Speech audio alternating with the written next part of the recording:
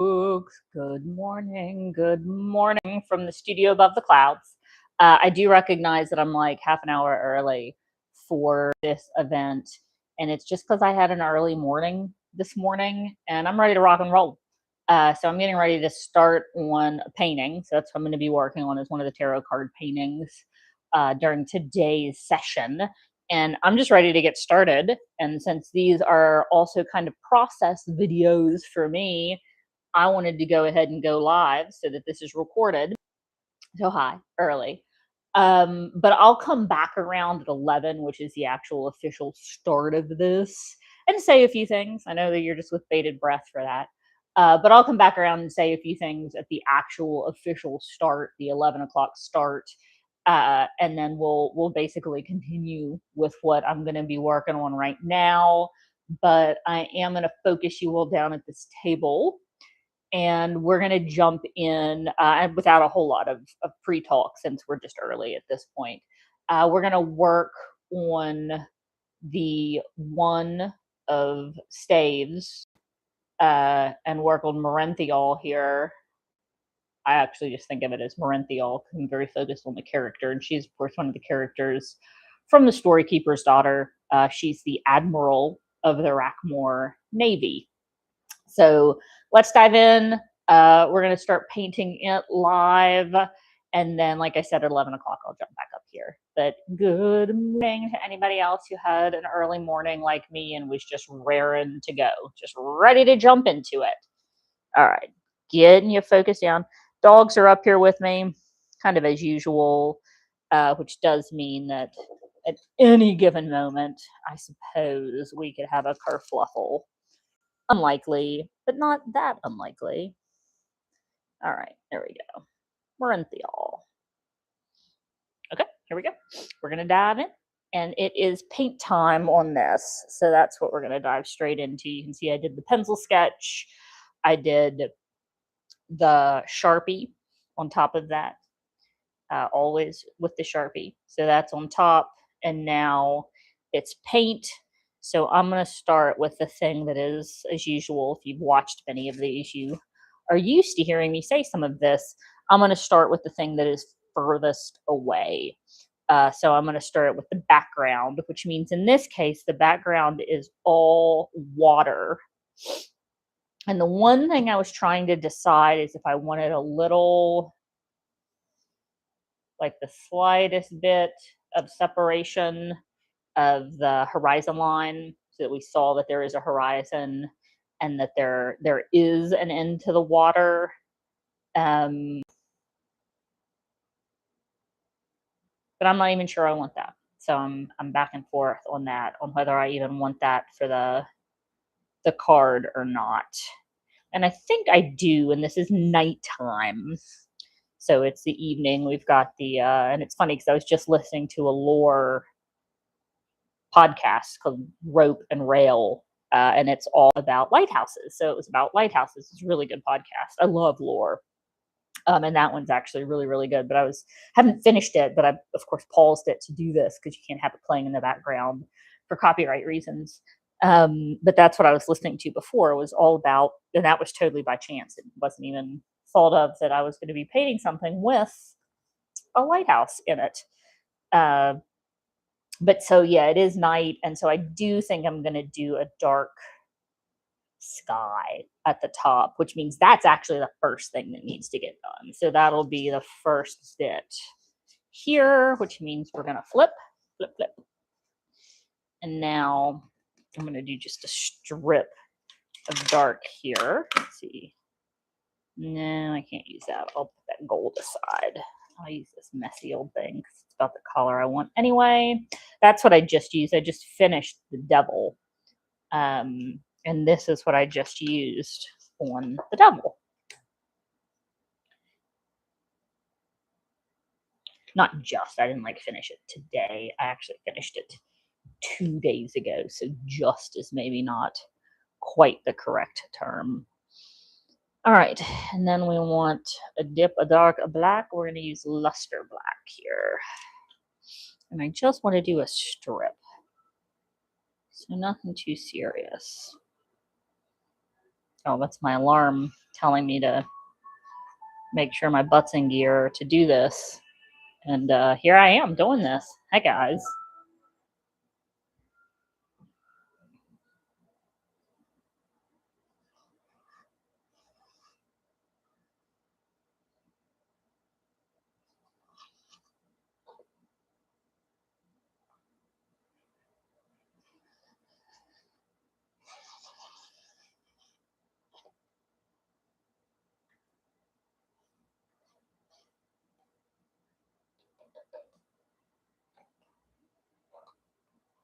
Oh, goodness, this one actually fits in there.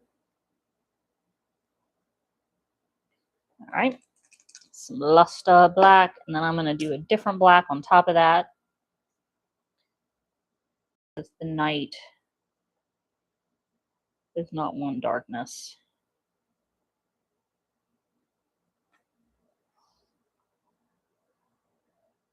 So it looks better. A little bit more realistic-ish. We're layering up a little bit. And then silver black satin. This is silver gray.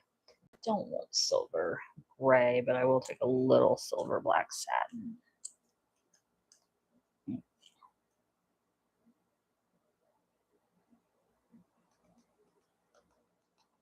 Just a little. That is quite a different black. Ah. Okay. That should be plenty. In fact, it may be too much. Maybe too much.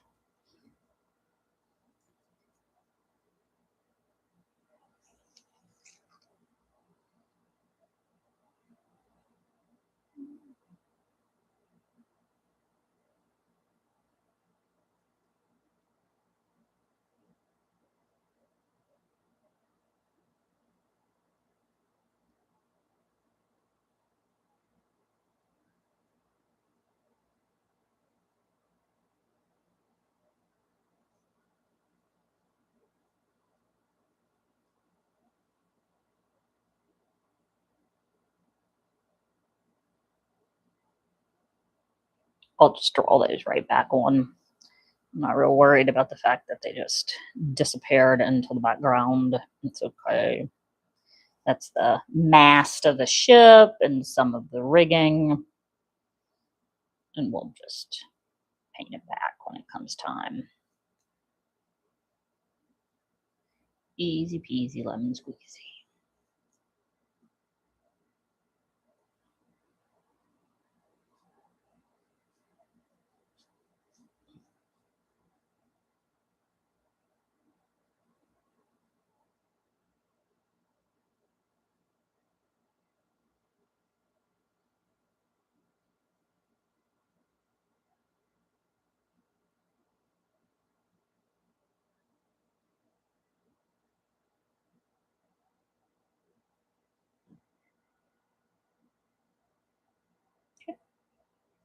It's nighttime.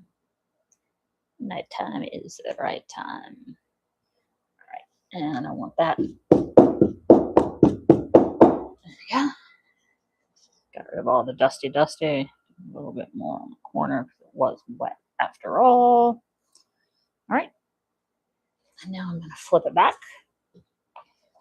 Flip it. And this was the matte Mod Podge, which is what I wanted for the sky. I wanted that to be matte. But now I think for the sea, I'm actually going to use the gloss. So I want to switch over to make that stand out as something shiny and kind of give it that look. So we're going to not reuse that Mod Podge right now. Dirty water. And we'll get a new one. Here we go. Just me peeling off my used Mod Podge. This is why I like this. One of many reasons I like this stuff so much. Look at that. Ta-da. Gone.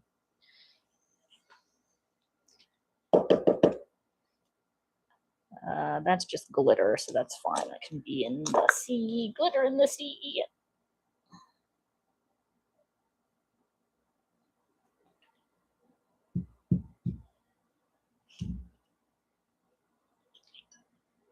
And now we put some different blues down. I do want to be thoughtful about the fact that it is nighttime.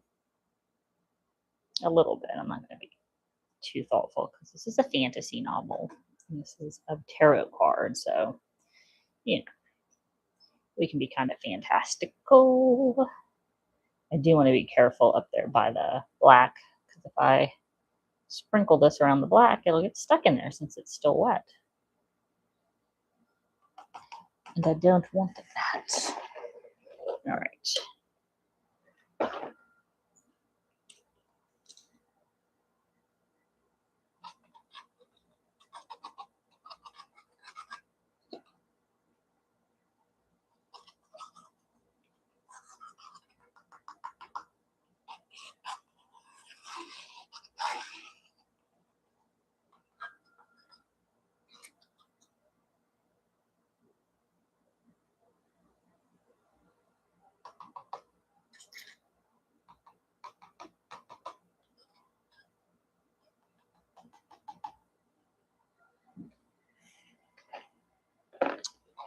Oh, it's not dark enough. That's not dark enough. Well, actually, here, wait. We'll do a quick.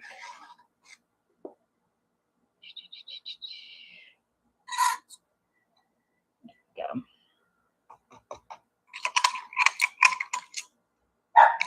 Oh, ladybug. That was nothing. That was a load of nothing. Hot load of nothing. Sorry, did not mean to hit the microphone. And then we'll get a little bit of the silver gray. We get way over here, away from the light source.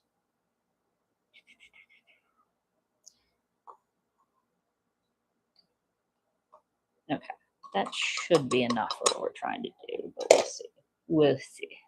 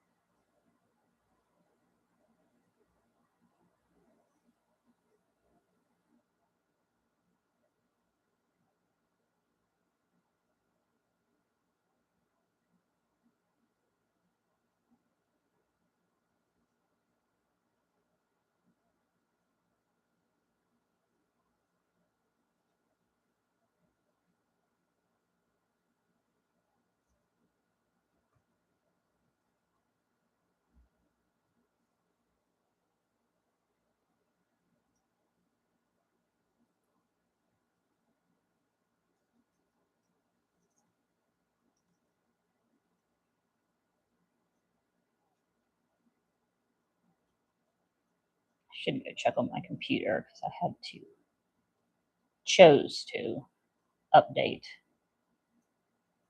which is another reason that there's no sound. I could at least have on something that was, copyright.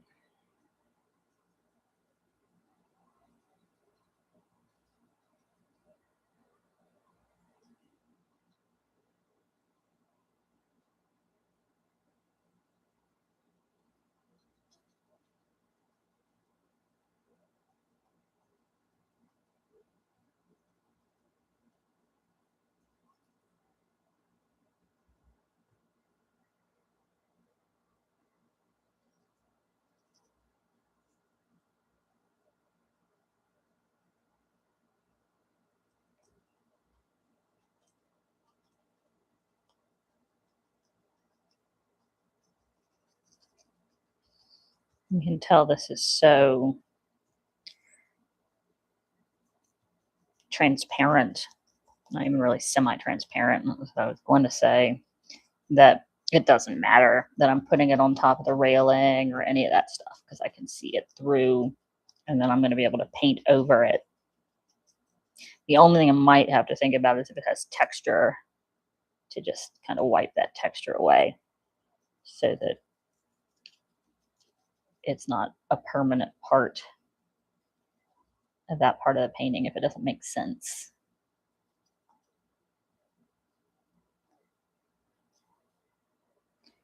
but otherwise it's going to dry so that I can see right through it. I can see right through it now, which means I can go back and do everything that's in front of it in our perspective pretty easily. And that's the plan. That's what we were going for. That was the plan. This does not have to be like deep, dark blue at this stage. We can build it up. And in fact, that's usually what I do. And that's part of why we're going to talk about working slow today when we hit 11. Briefly. I don't exactly turn this into a lecture. I'm not up for it this morning. And I can't imagine that you are. My gosh.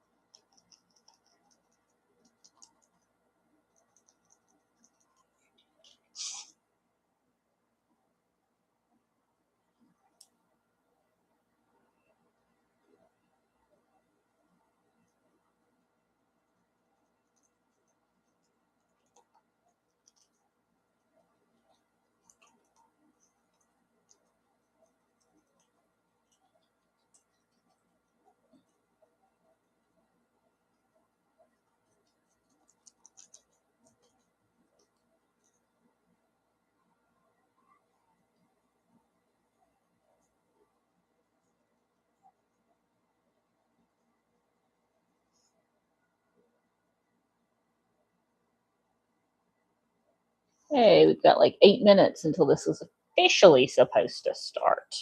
Whoop, whoop. I don't believe I said that.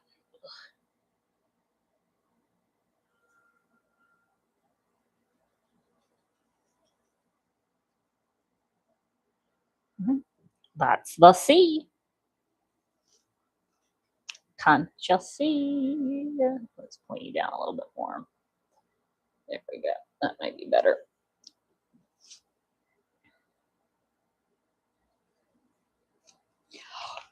Oh, I'm stuck. There we go.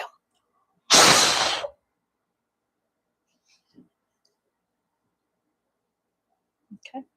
Now the next thing that I want to do, Well, we want to do the island, of course. The island, well, the peninsula, and the lighthouse, and the flame above it. So we'll do that in the background. Um, I was gonna say I want to do the ship, but really, that's the thing first, is to get that done.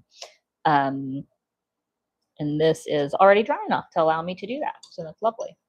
So we will go back to the matte Mod Podge. So we want the matte. I don't want the rock to be shiny.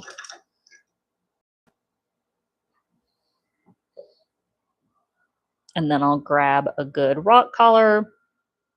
In this case, I'm going to do some gray black there.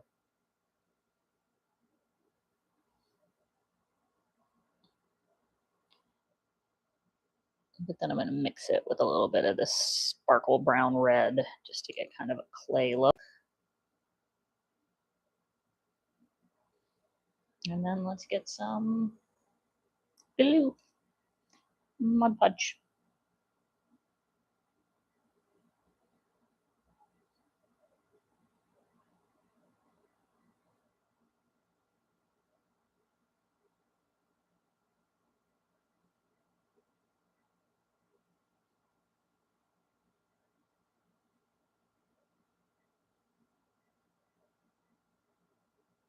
Okay, there's our rock.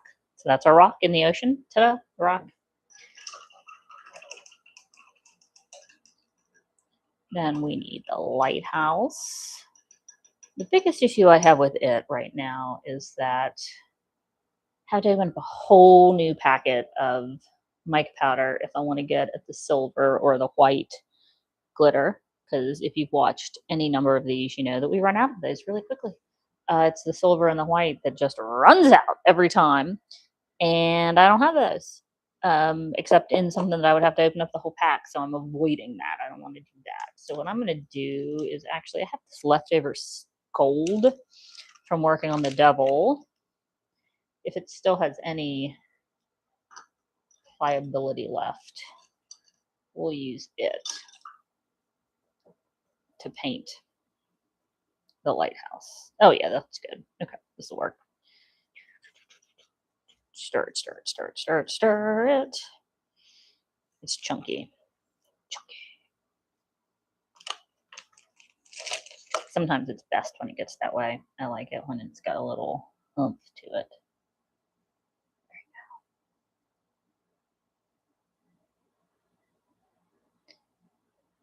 go. It lets you have a lot of control when it gets like that.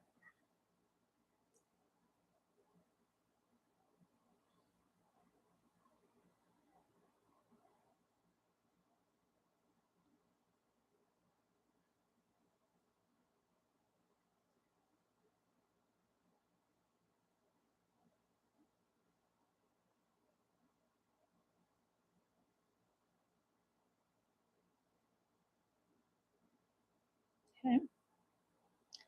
Lighthouse body.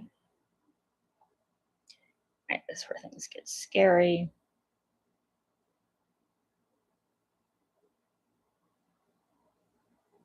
I guess you could actually call this a beacon line. Although for her, a water beacon is basically a lighthouse. You don't know what I'm talking about, you gotta read the books.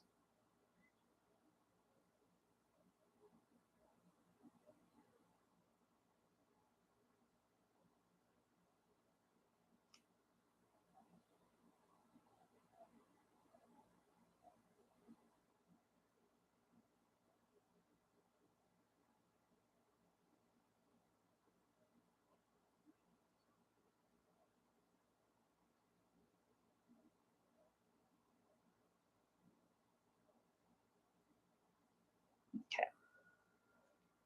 Lighthouse. So we'll go with that. We'll let it dry. I kind of want to open up that one spot. It's not a big deal. That definitely needs to dry before I add the flames and stuff around it and the glow, because I will smear it. It is one thick. So that one has to dry. which means the next thing I'll move to while I'm waiting for that to dry is, in fact, I'm going to move to the deck, the ship down here. And so this is Marenthial's ship. So this is not the Jester's Grin. This is actually Marenthial's ship, or one of, being the admiral. She doesn't just have one. She has, well, all of them, kind of. But this is, she's on her own ship here. So we need to make it, it's not going to be black like the Jester's Grin.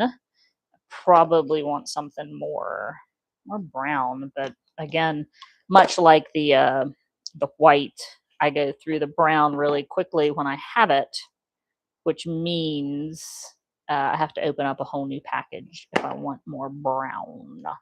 And I don't think I want to do that. I think I want to confine myself to working with what I got.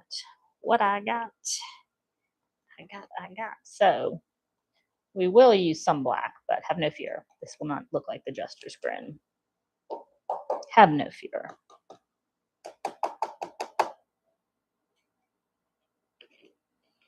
And then I have some bronze here. Bronze. That's what I'm going to add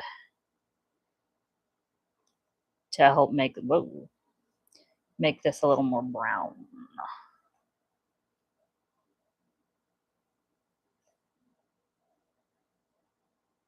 Really didn't want that in the axe, but that's okay. Hey, all right, folks. My time just spun over to 11. Doesn't really spin, it's digital. There's no spinning. So welcome to the studio above the clouds with Serendipity Sellers, on time rather than half an hour early, which is about what I was and why we're already working. So I'm going to pop you back down here. I was just very overzealous and was ready to rock. But I do want to talk a little bit. Again, I'm not going to be exhaustive or anything because I'm not in the mood to be today either. But, and I'm sure you're not in the mood for it. But when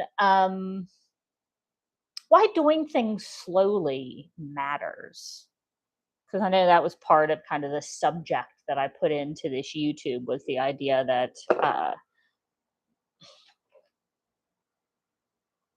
that everything seems to be commoditized, and it's all about production, and it's all about and I even find myself doing this. I found myself doing this earlier in the week. I was reading about building some pottery and went on into the technique to read about how you can increase production, really get things done quickly, and what some of the techniques are to get your production done really quickly. And I'm not knocking that, because that's real. That's, that is part of making a living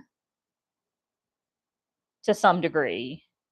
But I did find myself, when I realized I was reading that and like really thinking about it, going, wait a second, what am I trying to do here?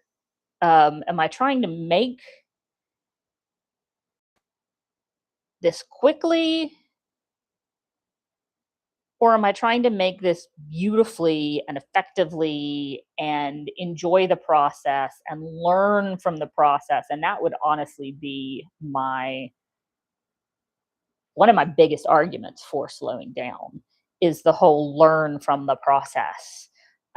Whenever we are in production mode and just producing, we're building this as quickly and efficiently as we can, because time is money and we want money.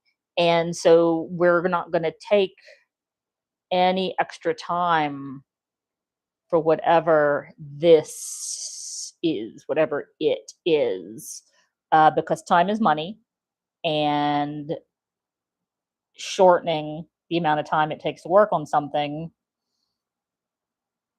equals more money. And that's kind of how we've organized I live in the United States, East Coast. So, grain of salt as when I say we, there's a very specific we in my frame of reference. But that's how we've kind of organized our lives. It also becomes how we organize our passions, our hobbies, the things that could go beyond that and be something that we really love and are amazing at and want to do at a different level, but we never really get there because we start with the view of this has to be like from onset, this has to be good enough for somebody to pay for production. Um, and we can do that to ourselves, not just in art, in something like what I'm actively doing right now, but in any kind of workplace activity. Certainly, I've seen that a lot in the performing arts also, but really any knowledge, skill, or ability that we're trying to learn well enough to apply, you have to learn, and that means that you're gonna screw it up probably a lot.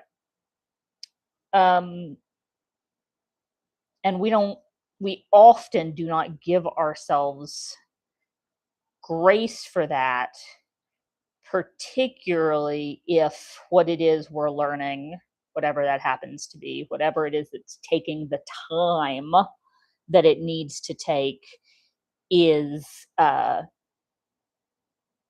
is not something that we're going to make. It's not something we're going to do professionally. Let's say you're taking dance classes and you're taking a long time to learn, and it's just not. And I'm using that because that's something that's never been natural to me. I am not a kinesthetic person. It's why even sometimes in my pottery, I can have a hard time. It's like what I'm thinking of isn't what my body does all the time. So that kinesthetic awareness, that ability to learn that quickly and perform that quickly, is just not something that's innate to me at all. Very clumsy. We'll forget the moves. We'll get off beat. Just all of those things. Um, and it can be really easy, and in fact I have done this, so not just really easy, I have done this, to be like, well, I'm not even going to do this thing, I'm not going to take classes, I'm not going to improve upon this thing, because I mean, I'm obviously never going to be a dancer, right? I was never going to be a dancer. I'm short. I was told very clearly I was chubby. There was, unfortunately, at the time, this was the 80s, was very made very clear that in addition to being pretty clumsy, there was just no place in that world professionally for me, and so just stopped doing it, because if there wasn't room professionally, and this is so unfortunate, and I've only seen this kind of thought pattern really grow. I have not seen it diminish, unfortunately. But if there was not something in it for me professionally, if I wasn't going to do it, uh, it didn't make sense to have it as a hobby, that you're of something that you're not good at, and you're probably, dance is something I'm probably never going to be good at. Singing, don't even get me started on. It's a whole other. Oh. Uh, and that we've got to, I really, really, really believe we have to replace that thinking, because that's part of doing something slowly. One, I might someday be good at it because it's just going to take me longer. And my good at it's going to look different than somebody else's good at it anyway. It's about growth, it's about progression, all of those things. It's not about being Barishnikov, um, ever, because probably not ever going to happen. That's probably not ever going to happen because that's a legend. And also, just because you are not, that's not who you are, and you are a different person, and that is okay. But that's part of, I think, allowing slowness. Hang on a second. Talking and acting is allowing learning. It's allowing, and it's also allowing reflection, because slowness means that you're not finishing it necessarily, whatever it is, today or tomorrow. And that means you cognitively have lots of opportunities to sleep on it. So you've got lots of opportunities to let it play around in your head, to think about it more deeply, less deeply, just let it kind of bop around in there. Um, and that is when really that's when really deep learning and discovery happens. And doing things slowly and giving yourself time allows for that discovery. It allows for curiosity, and it allows for experimentation and takes some of the pressure off to be done, to be finished. It's about the journey and the learning that happens as you're getting to finished, and the improvements and the things that you'll take with yourself to the next time you do something. But the only way, not the only way, but one of the best ways to really make sure that those things are happening for yourself is to perform the work slowly and give yourself time and slow down and pay attention and reflect. Give yourself that time to go back. Too often, I know I was involved in a lot of done project management on massive, in some case, multi-million dollar projects for years, um, multi, and uh,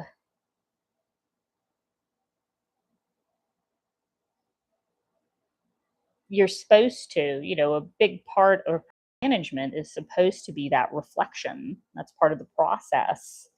Is after the project is over,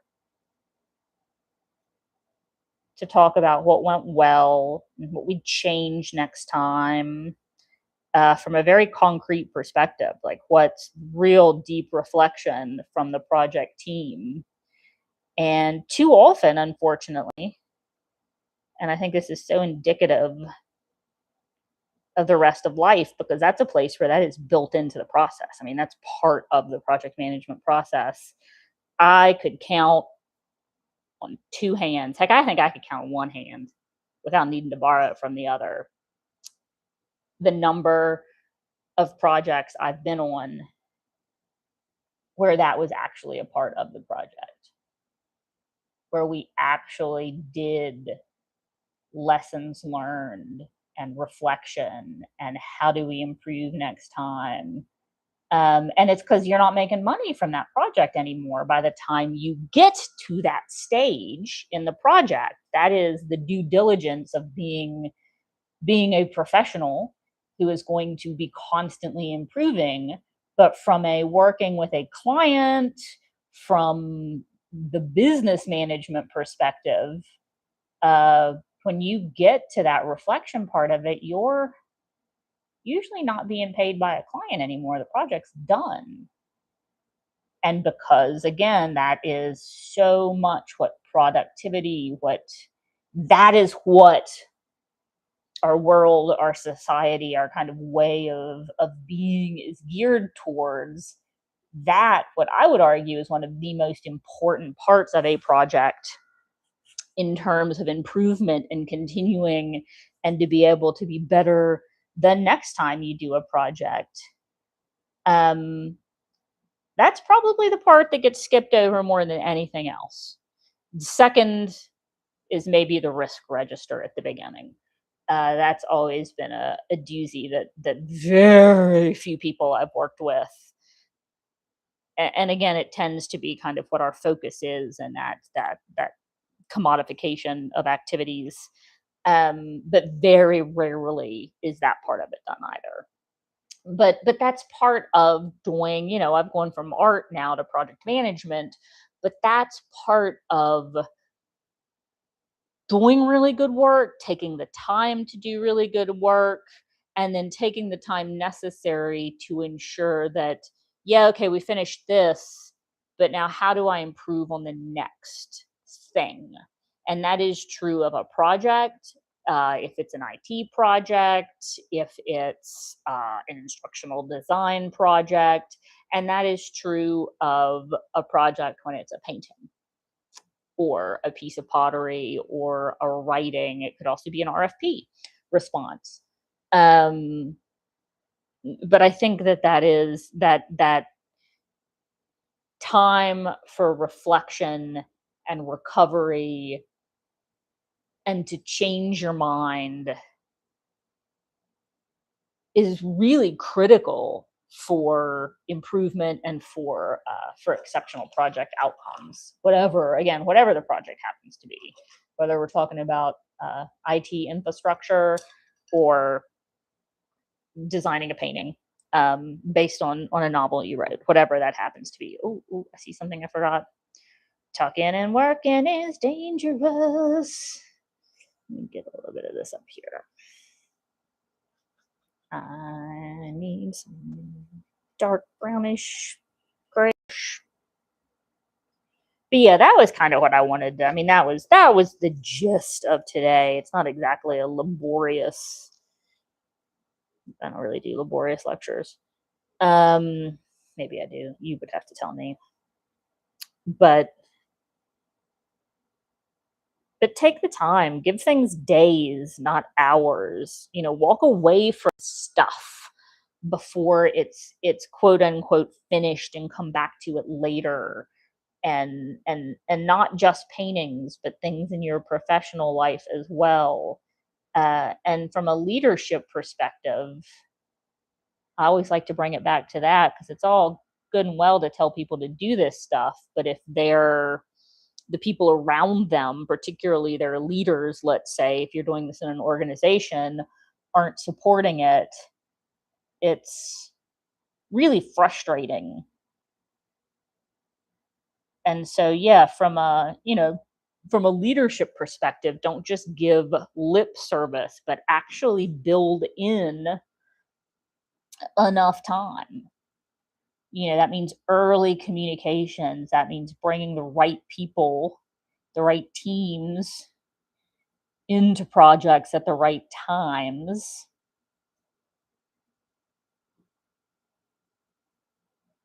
Knowing, yeah, good old communication register, uh, or communication plan. Who needs to be communicated with about what, when, so you don't overburden them, but at the same time, nobody's ever left out of a critical milestone or moment.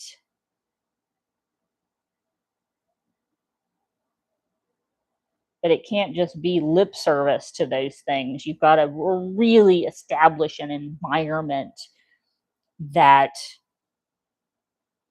supports and self-corrects. I was just having a conversation with some lovely gentlemen earlier today, and one of the things I was talking about was, sometimes we were talking from an educator perspective, and this was actually in school systems. But sometimes as a teacher, as an educator, you've got to apologize. Because one of the things we were talking about was how to ensure that there is enough time, and that you've got an environment built where people understand that practice, failure, um, all the stuff that's really needed for true creativity and innovation are in place. Um, we were just talking about how critical it is that sometimes you just say you're sorry that you made a mistake, because we are human and we are going to make mistakes. And sometimes, just from, again, we were talking from educator perspective, but from an educator perspective, you're going to say or do something and then immediately go, that wasn't educationally supportive. That really isn't building the kind of environment that I want it to. In fact, I could have diminished that student's curiosity and their engagement by the thing that I just said. And I think this is very relevant for the workplace as well. I very well, if you are an introspective metacognitive person, and I encourage that as a skill you can build, so you can be, you're going to have that moment with something. And one of the best things to do is in that moment go, I'm so sorry I did that. I did not mean to shut you down like that. And do it in front of the people that you did the shutdown with, not just one on one, not just personally to that person. If you did that in front of six people, those six people need to hear you go, wow, I had a really kind of trained, ingrained response to that, and that wasn't cool. Um, and and I'm really sorry because I feel like that could have made you feel in this environment like you couldn't really experiment and really ask me questions, um, and take real risks. And I know we said over and over again that that's our culture and that's what we do. And I just reacted to you in a way that didn't support that. And I am holy cow. You don't have to say that part. That'd be great. But I'm just really sorry. And I'm going to endeavor not to do that again. But I just realized that I did that. So apologies, apologies, apologies. And then move on. And then move on. Give them a chance to say something if they wanted to, and then move on. But that can be really powerful. It's super vulnerable, because saying you're sorry, admitting that anything ever that you've ever done is wrong, I know is super vulnerable, but it's really powerful, and it's really powerful for learning, and for building a good learning culture, because it very clearly tells people that not only is there not going to be anything punitive that happens to me for taking risks, people are paying attention to themselves and their own responses, and are holding themselves accountable. And this is for real. This isn't just something that is said at onboarding and at meetings and then never actually upheld. This is real, and the people that I'm working with mean it. Um, and it really will build a lot. It tends to, at least in my experience, build a lot of loyalty and camaraderie and a really good team. But it is very vulnerable and it's very terrifying in that experience where you just, in a team, just have to say, whoa. And it's super vulnerable when you're an educator and maybe working with young students. Been there, done that myself. Been there, done all of this myself. And you are telling, a 13-year-old, man, I'm so sorry. I made a mistake. I didn't create an environment that was as conducive to your learning as it could have been. And I shut you down there in front of all your 13-year-old friends. I'm telling you this. And I didn't mean to. And I'm sorry. And I won't do that again. And I'm going to hold myself accountable to it, because that's not the kind of environment that I want to build in my classroom. And that is scary. But man, you want to talk about powerful, and makes a huge difference in the learning environment. But it is scary. You're staring down a bunch of 13-year-olds. I'd sometimes rather be staring down a pride of lions. Nah, that's not true. I love you guys. But that was a joke. 13-year-olds are brutal, but not as brutal as 6-year-olds. Whew. Off the rails. Tell you anything. Tell you everything.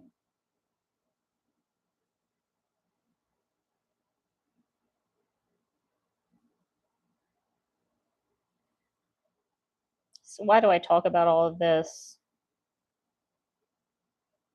'Cause I want people to carry less of the production and performance stress with them all the time, where they're just constantly producing, producing, producing. It's got to be good enough for an audience. It's got to be good enough to purchase. It's got to be good enough from the onset.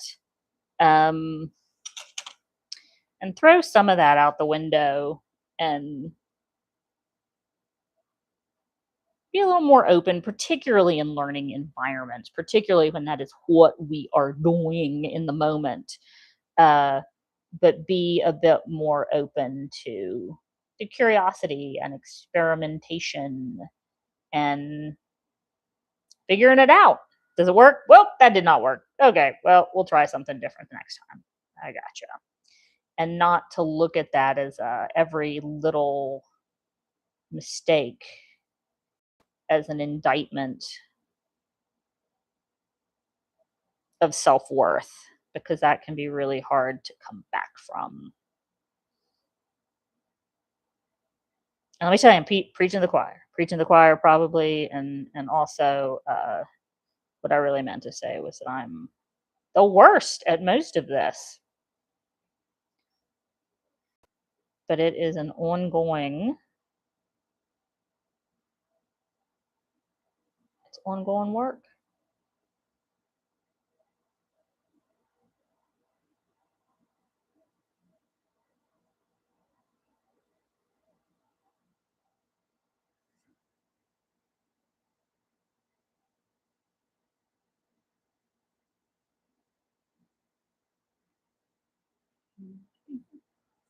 All right.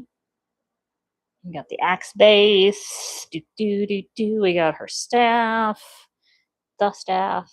We got the deck. Um, gonna have to put the lines in here soon. Those things. Don't look forward to that. That's a semi-straight line. Not good.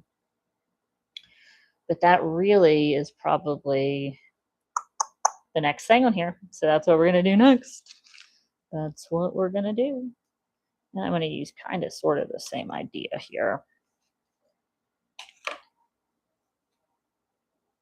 Gold. Nice and thick. It's a little too thick, but just barely too thick. So I want to be kind of careful with this because I don't want to add too much. Because I want this to stay pretty thick. There we go. Let's try that.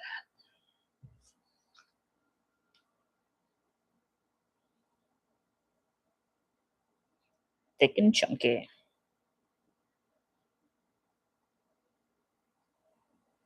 Not talking about spaghetti sauce.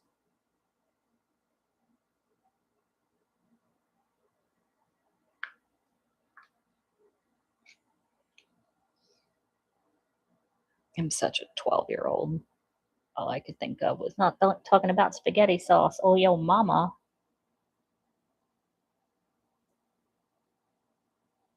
Do we even do your mama jokes anymore? Probably not. People would find that insulting and get really upset and offended now, I guess. Am I going to get canceled for that?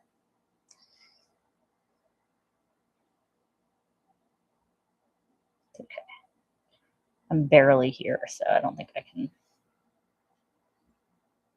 be an honor to be canceled. Barely present.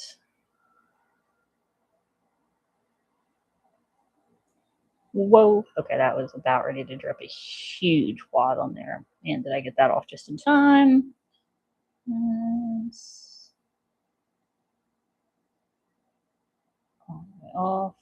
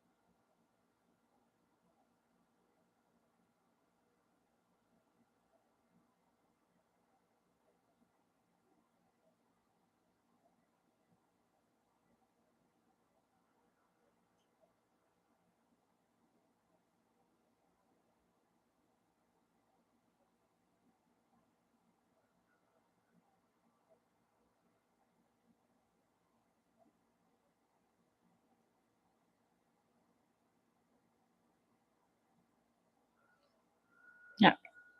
Funky ropes. I think I'm almost to the point. Yep, I can do the flames.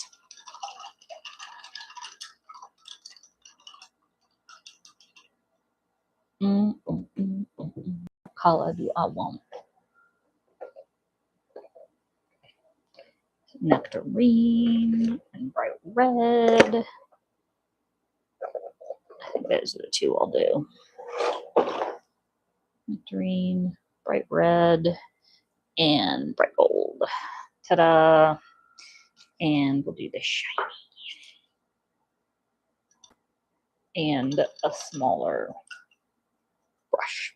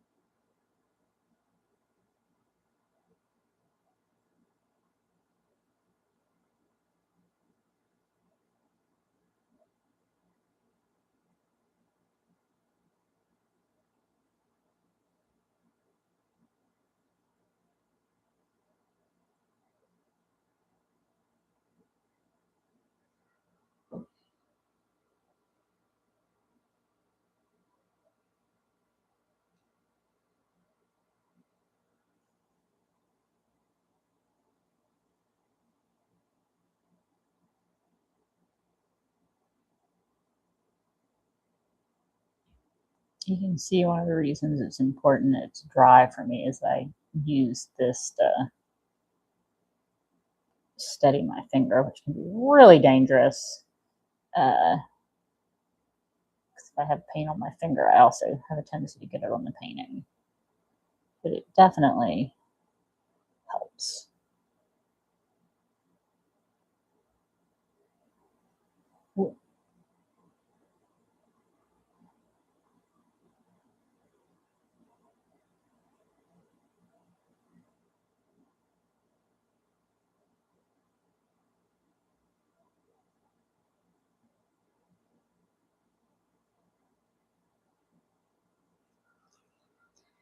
Right. Little bit. Now it come back again.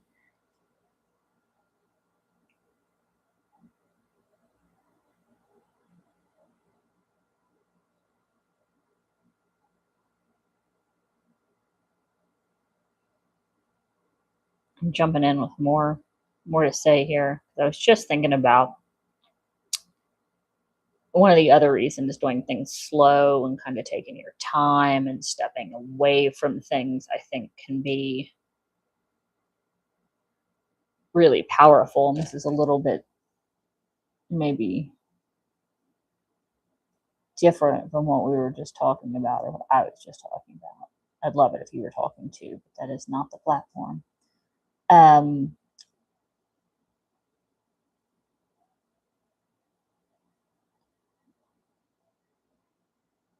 It's that you can learn to appreciate whatever the thing is more. Because I know there are several things I've written, quite a few things I've made, quite a few paintings, some of my pottery, some of my wheel thrown pottery in particular, that like initially whenever I did the writing, created the thing, da da da, whatever it was, I was pretty underwhelmed by it. And I didn't like it. And I can even think of videos of me teaching class and whatnot where I was just like, just turn it off. I don't want to see. It was awful. That was terrible. That was horrendous. Um, but when we take some time away from whatever the thing is, our perspective can change on that some. Because there are a number of paintings I have that I really didn't like at first and have come to be some of my favorites over time. And then some that I didn't like, and then years later, in some cases, years. I mean, there's one that literally it was over a decade later. The sucker had been sitting around until just a couple weeks ago. It's not up here though, unfortunately, or I'd show it to you. But like these things just not, they weren't satisfying and I wasn't happy with them.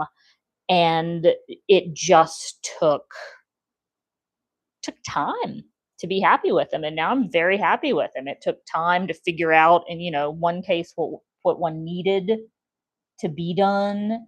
It took me catching up to the content on a couple of the others. Like I didn't actually do anything else to them. It was just that now I can look at them and go, oh, that's not that's not bad. Why did I not like that? Like why did I have a problem with that 10 years ago or 20 years ago or whatever, whenever I made it?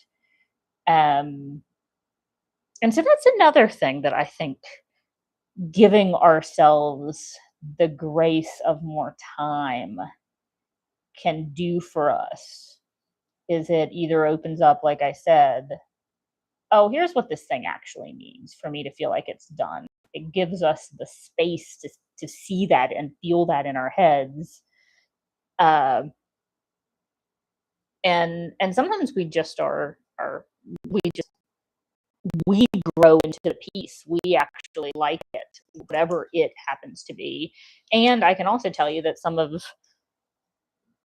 things that I've created that are popular are not the things that necessarily I was like, oh, this is going to be awesome. This is great. In a number of cases, there are things that I was like, oh, is this really?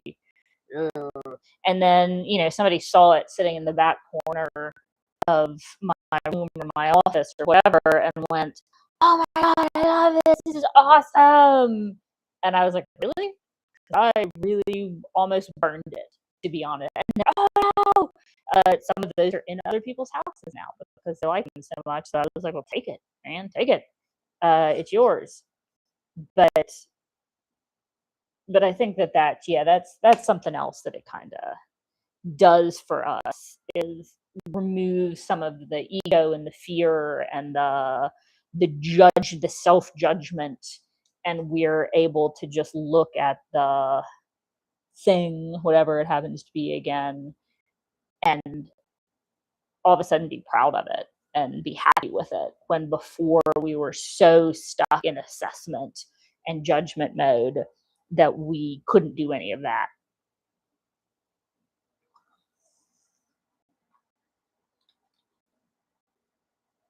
Not that assessment and judgment mode are all bad, necessary if we, want to do something professionally. We want to put it out there. At least we have to be ready for it. But I think to give ourselves permission to be wonky and learning and figuring it out is really powerful. We are never finished because, my God, that would be so boring.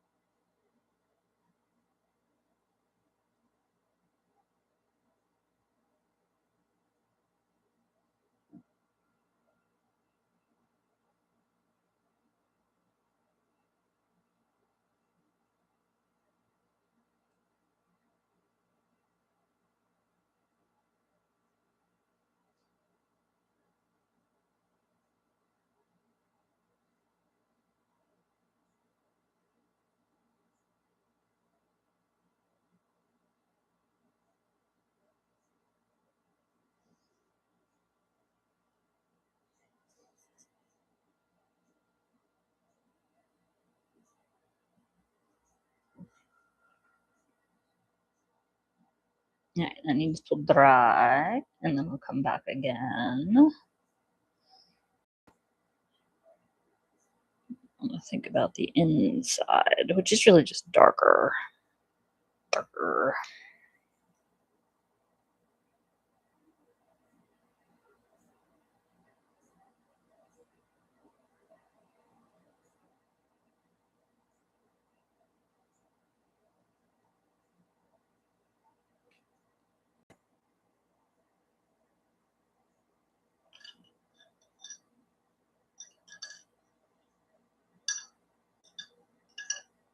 This is the one I wanted.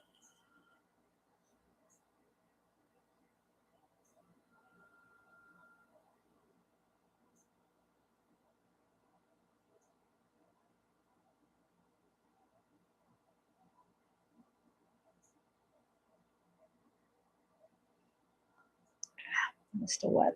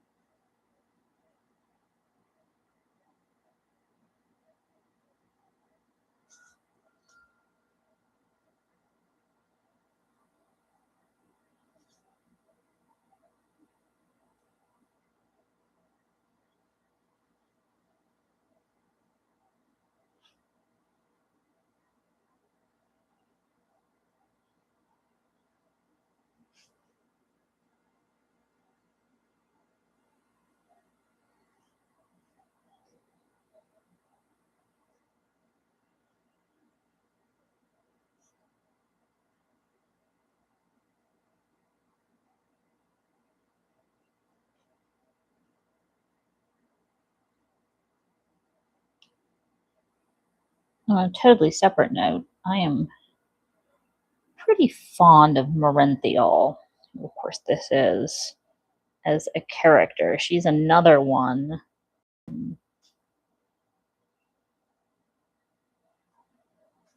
A lot like Sashara and Kale, who some of you may have heard me talk about at this point, that I just didn't. Ooh, wait a second, I need this. Wasn't sure where she was going. I wasn't sure what she was going to do in the story. I mean, I actually did know what Kale was going to do. His destiny just changed because he became too much fun and too cool and too oddly wise. Um, but Marenthial and Sashara, I just knew I needed them, but I just wasn't really sure who they were gonna kind of how they were all gonna flesh out and what that was gonna look like. And Marenthial ended up being pretty cool. She's tough, which makes sense. You would have to be pretty tough to be the admiral of the Rackmore Navy, being that it is coastal and does a great deal of trade and travel. Um, and she's tough for a lot of other reasons too. But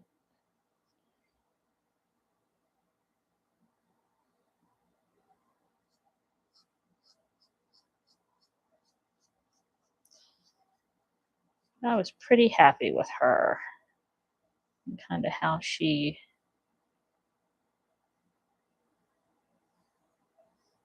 turned out and who she became.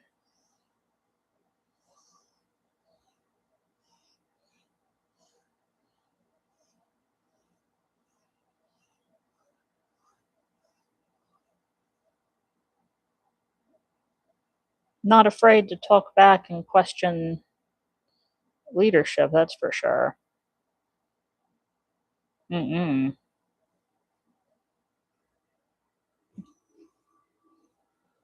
That's faux show.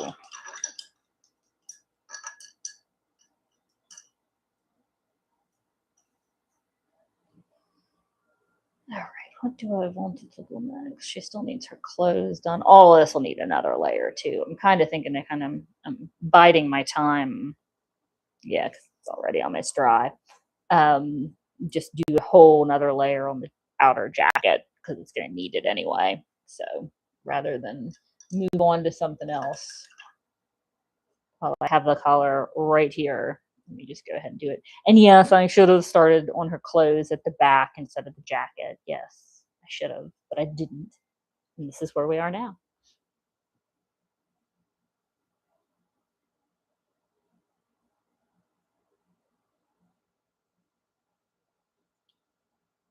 But if you made note of that order of operations, you are not wrong. Totally should have started with the inner part of the jacket and then worked my way up. Whatever.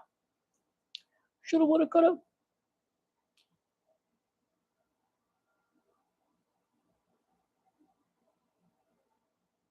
Ooh, itchy. Itch right there, right there. Why?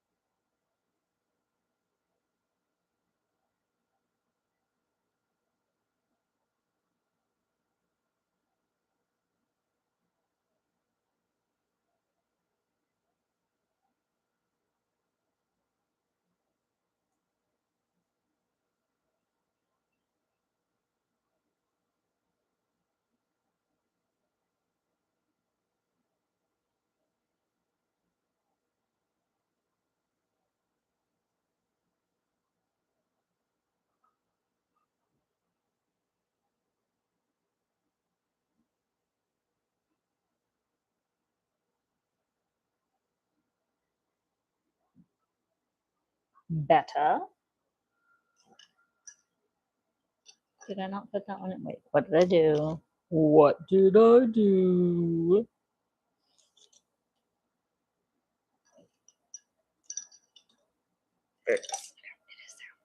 Dirty water.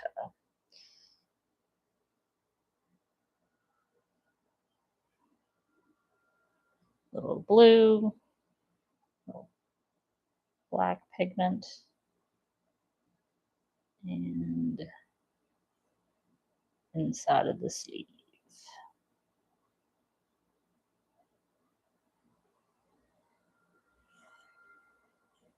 So you're gonna need a little bit here and here.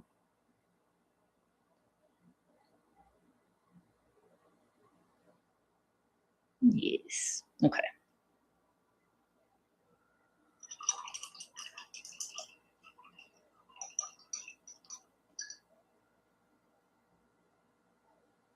I need a drink. I need a drink. It's full.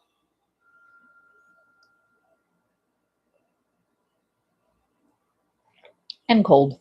Cold tea. It's okay. It's cold chai. It's yummy.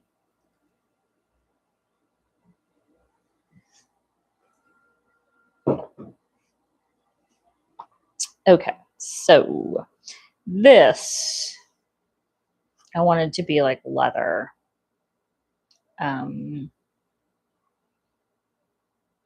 Which means I may need to break and open some brown, or maybe I just use the bronze again. But I wanted it to be like a light leather. And then she's got on the blue skirt, of course. But I guess I can go ahead whilst I'm here.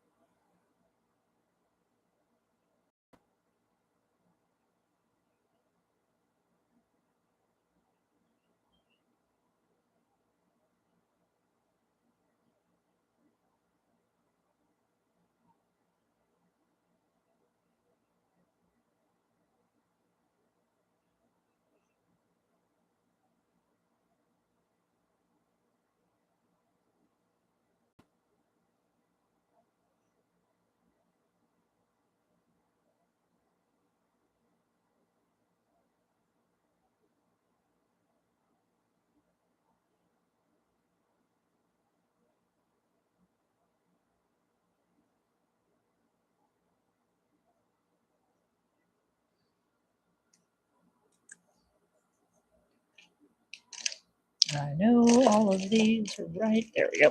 Here. Is that the one I wanted? Close enough.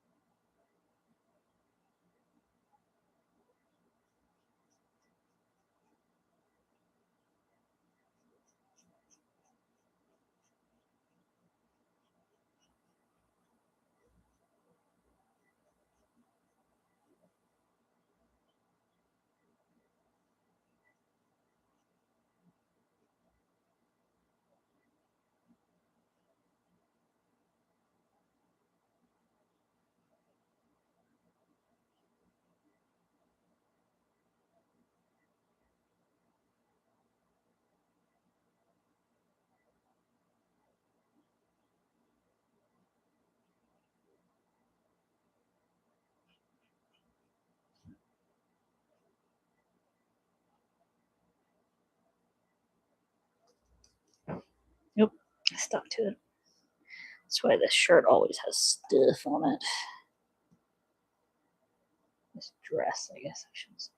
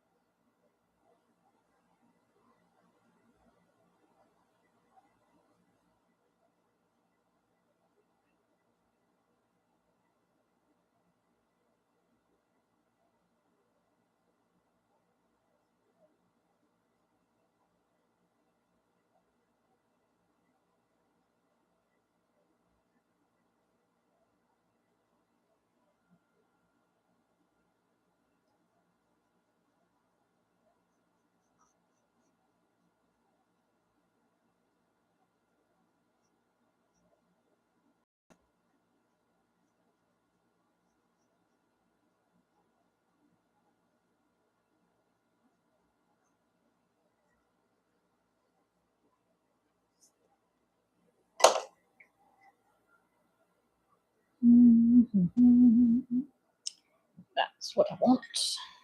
Thank you.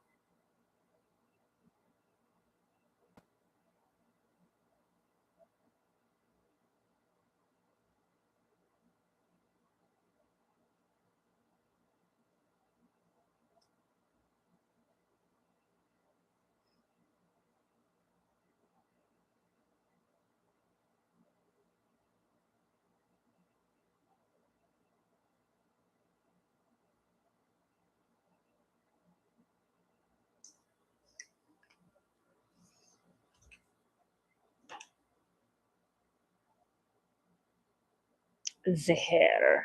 So much hair. She has so much hair. Amrithiel actually has more hair, but still a lot of hair.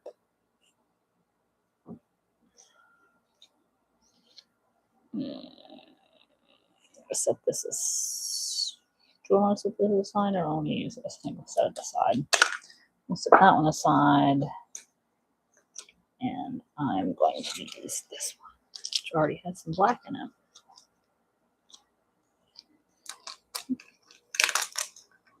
Ta-da! Glue is gone. Oh, and one more little. I'll get that later. I don't feel like it right now, and I don't need to worry about it right now. Whoa. All right, I want this glossy because it's her hair. Yikes, yikes, yikes. Thank you.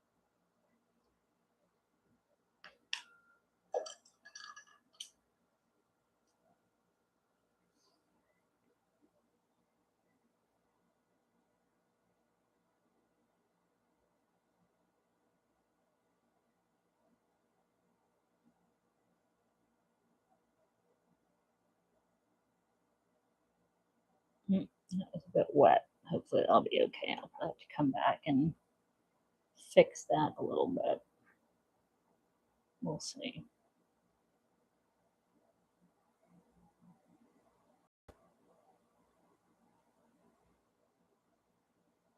Yeah, it's throwing some stuff to the watercolor. So I'll come in and fix it at the end.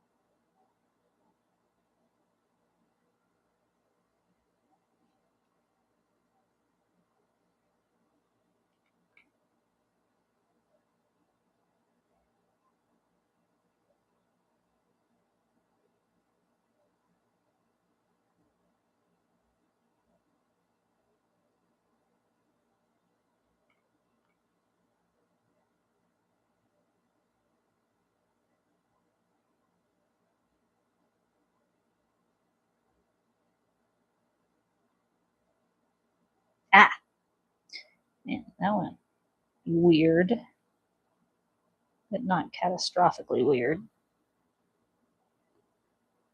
Weird can be good, but that was probably not in that moment.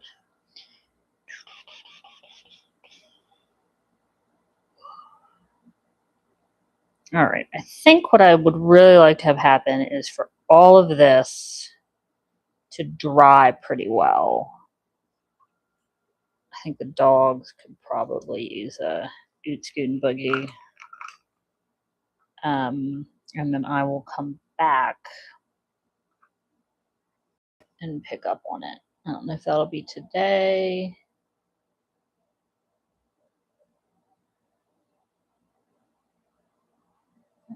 I think that's where I just had apricot. There we go. I always say I'm going to quit, and as I'm saying I'm quitting, I'm getting a deeper dive into some of it. It's my MO.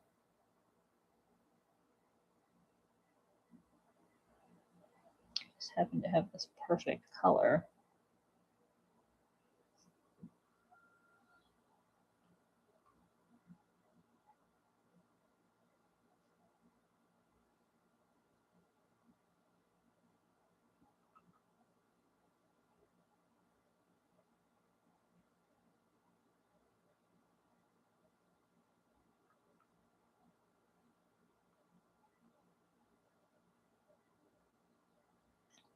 rather than have to make this color again.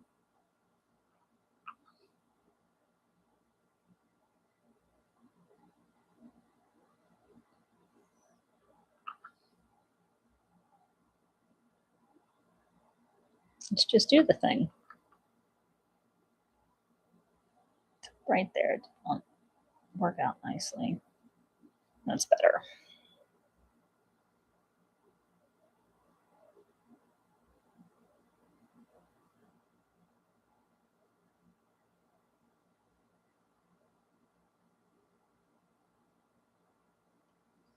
Okay.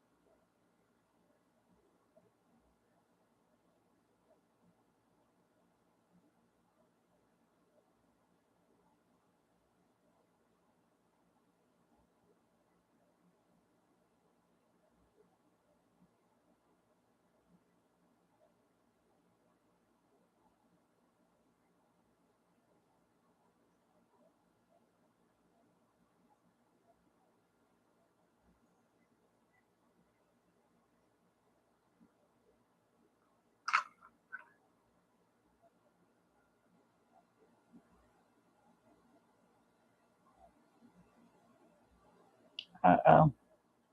That is not the color that I wanted that to be, but we will work with it nonetheless.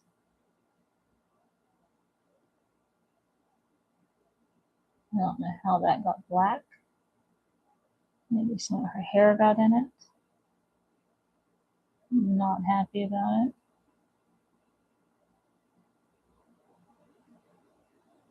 We're gonna make it work anyway. That's how we roll.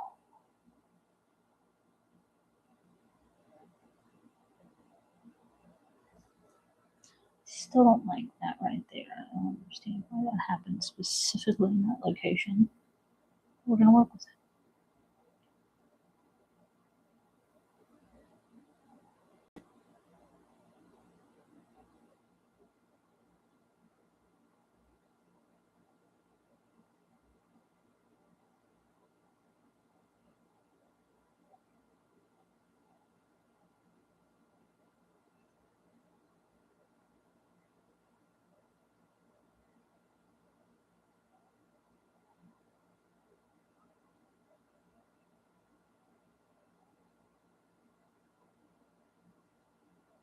Oh, that was really hitting the hair there. And this is why taking your time and not rushing, not that I was even rushing, but is so powerful because I should have waited till her hair dried more. But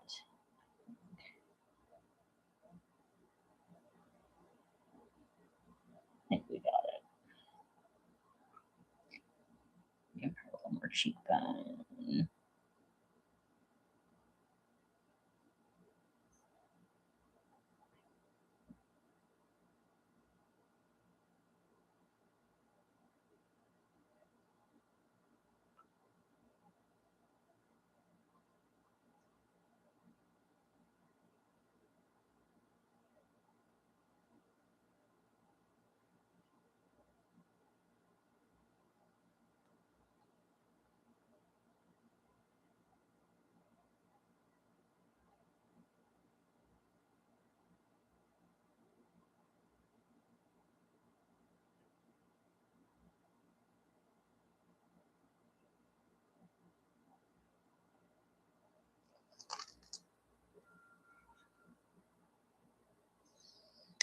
And I avoided up here specifically because I'm worried about how wet the hair still is.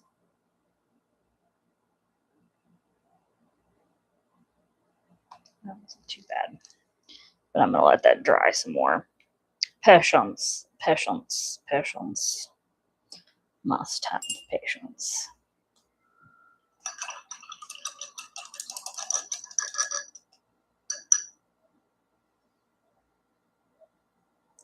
All right, I think I'm gonna let this all dry. I am gonna walk away now for realsies. I'm gonna take the dogs OUT smelling because they're right here and they can hear. And then I will come back and finish because I think that's a good spot. And things officially do need to dry. So yeah, so that's what we did in an hour and 47 minutes. It looks like total. That's where we got our card. So I will see you next time from the studio above the clouds with Serendipity Sellers. Hope you all have a wonderful day and have smooth sailing. Bye.